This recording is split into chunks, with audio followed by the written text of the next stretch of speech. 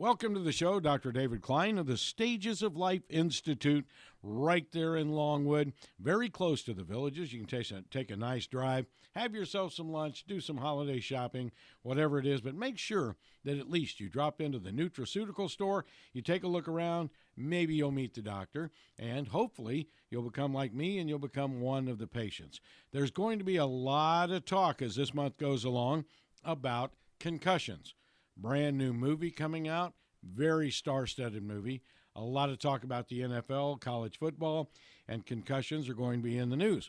However, at 62, I have suffered a concussion or two, one behind the wheel. Recently. Yeah, recently, one behind the wheel.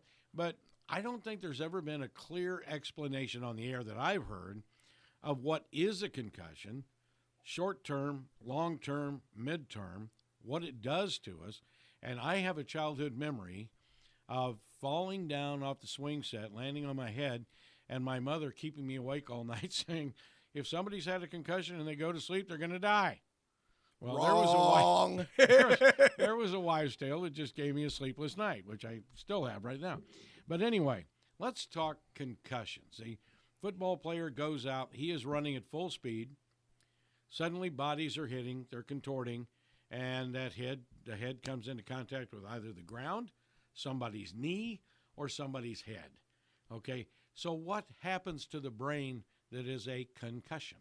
Okay, well, let's start off with speed. Okay, so you've got some top-of-the-line athlete running down the field, full speed and full gear, fully intent on doing somebody else some damage or scoring some type of goal. How fast is this person actually going? Between 4 and 5 miles per hour at the very, very most. Doesn't sound like much, does it? No, it really doesn't. Doesn't sound like much at all. Okay, because you're traveling down the road at 30, 40, 50, 80 miles an hour. Okay, and you'll have an impact. It's not the speed that does the damage. It's not important at all. What's important is the rate of deceleration. How fast you slow down. Jumping off the bridge doesn't kill you.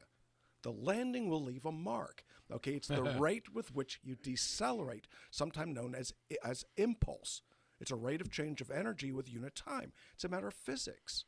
Okay, so what's important here, okay, is the rate of deceleration. So if you're running down the field and you hit the goalpost, that's far more important, okay, than if somebody tackles you and you roll. It's the same deceleration. It's the rate of deceleration that's the problem. And please accept my apologies for my voice. Flu. The doc caught the bug. Okay, so in any event, so you're running down the field. Okay, so the impact can be felt in a number of different ways. It can be in the brain, in which case you'll end up with bruising, sometimes known as a concussion. The brain sits inside a jelly-filled container known as the skull, and it shakes around like so much Jell-O. Okay? But if you shake it just the wrong way, the Jell-O breaks, bruises, it bumps. If you really break it the wrong way, a blood vessel will break. Then you'll end up with a hemorrhage. This is where you get into the G. If you've been knocked out, don't go to sleep because you have to watch the level of consciousness. So it's actually the hematoma, it's the edema that results in the old wives' tale, which really isn't an old wives' tale, but you really do have to keep an eye on somebody that got their head wrapped. Do you need to go to sleep, not go to sleep? Doesn't really make any difference. You just want to make sure that they don't die before they awaken. That's key.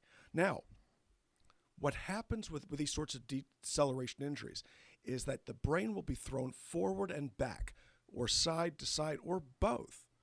Okay? And it's not always the initial movement that causes the damage. Sometimes the damage happens on the opposite side of impact, and it's known as contra coup. And you'll see this with boxers in particular, most notoriously with boxers, contra coup injuries. So with a football injury, these guys get smacked once. Okay? So they're getting all the attention. They get all the money too, by the way. So they go into this knowing full well, okay, that the applause comes not necessarily from winning the game, but from the glory of getting the crud beaten out of you. Okay, so they get hit. Okay, what are the symptoms of concussion? Difficulty mentating, thinking clearly, thinking at all, double vision. But headache is the key one. So if you've lost consciousness with an impact, even if it's brief, By definition, this is going to be a concussion. But do you have to lose consciousness? Do you need to be knocked out in order for you to have a concussion? The answer is no. This is where the real risk comes into it. Every time you take a deceleration injury to the head, you're going to end up with small micro trauma. So I did full contact karate. Okay, I got hit in the head a lot. Okay, headaches, they were a problem. Okay, what about when I played rugby? Worse yet. Okay, no helmet, no protection. Oh well. The fact of the matter is that a concussion is a soft tissue injury of the brain. Well, we're focusing on one thing, as if the brain is the most important part for most of these athletes. Well, you've been in the business long enough to know that that's probably not their most important part anyway. Okay, what about the kidneys? You don't think the kidneys take damage? Oh, yeah. Okay, the kidneys can be ruptured. The kidneys can be damaged, causing renal failure over time. What else can be damaged? The lungs. You know, I've seen many of these professional athletes downfield. What about the arthritis? I've got a bunch of karate buddies. They all go in for their hip replacements, shoulder replacements, knee replacements. There's no class action lawsuit against the makers of the karate gear. It doesn't work that way. So what do we have here? Okay, we have a situation where an individual knowingly goes into harm's way. So what are we going to do? Okay, in high school, you got to be crazy to have your kid go out there. Okay, do you really want your kid to be subject to this? And the parents, they go, yeah, rah, rah, rah, and away it goes. But realistically, where and what are the most dangerous of all sports? Do you think it's really football? Well, I think it is. I think it might be gymnastics. I think it might be cheerleading. Oh, that's right. Oh, yeah. Yeah, where you take some skinny little chick, throw her up in the air, and hopefully catch them. Okay, so there are more spinal injuries there than anything else. Number 2 is equestrian. Horseback riding. Okay, you know, you don't have to be Superman to be paralyzed, do you? Right? We do remember Chris Reeves. Okay, so in any event, so what's a concussion and what can we do to prevent it? Well, what you have to start doing is having intelligent coaching. Teach the kids not to lead with their chin. Teach them not to lead with their helmet. And when they do tackle that way, to throw them out. Yeah. Throw them out. Nobody's out there that's that valuable that they can't be benched for being stupid and putting somebody else's life at risk. So some of the athletes themselves are to blame. The parents are mostly to blame, and the coaches bear a great deal of blame.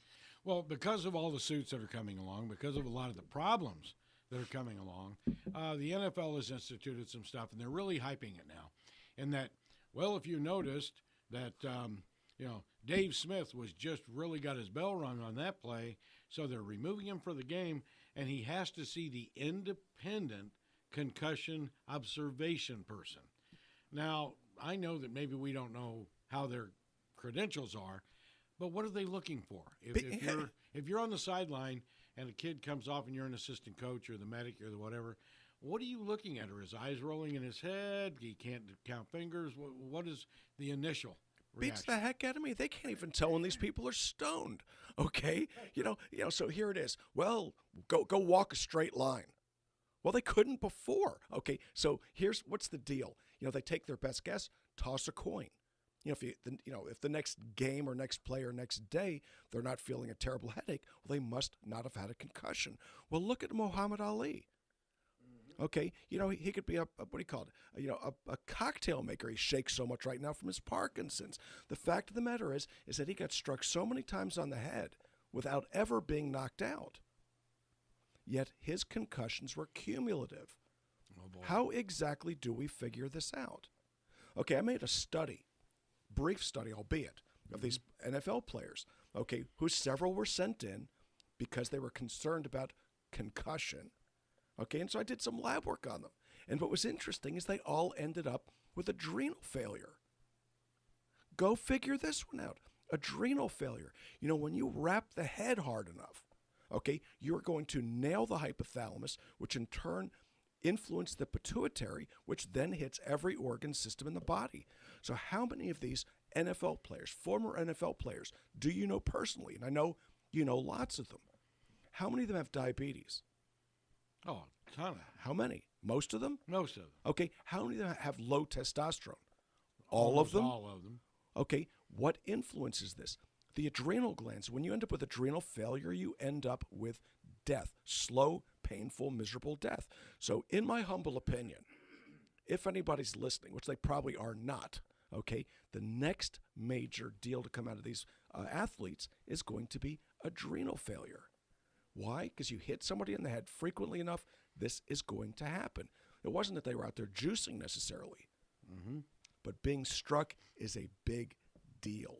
All right, very good. So make sure that if your children are thinking about going into football, that you've got one safe team, not one that's going to teach them to destroy the other, but you need to be doing your research into concussions and the damages. And Robin, how about if we want some nutraceuticals or we want to get an appointment for Christmas? Well, call the office at 407-679-3337 or look us up on the web at stagesoflife.net. Our office hours are Monday through Thursday, 8 to 5. The health store is open during those office hours. We are located in Longwood at 1917 Booth Circle. That's right off of I-4 and 434. And we're also on Facebook at Stages of Life Medical Institute.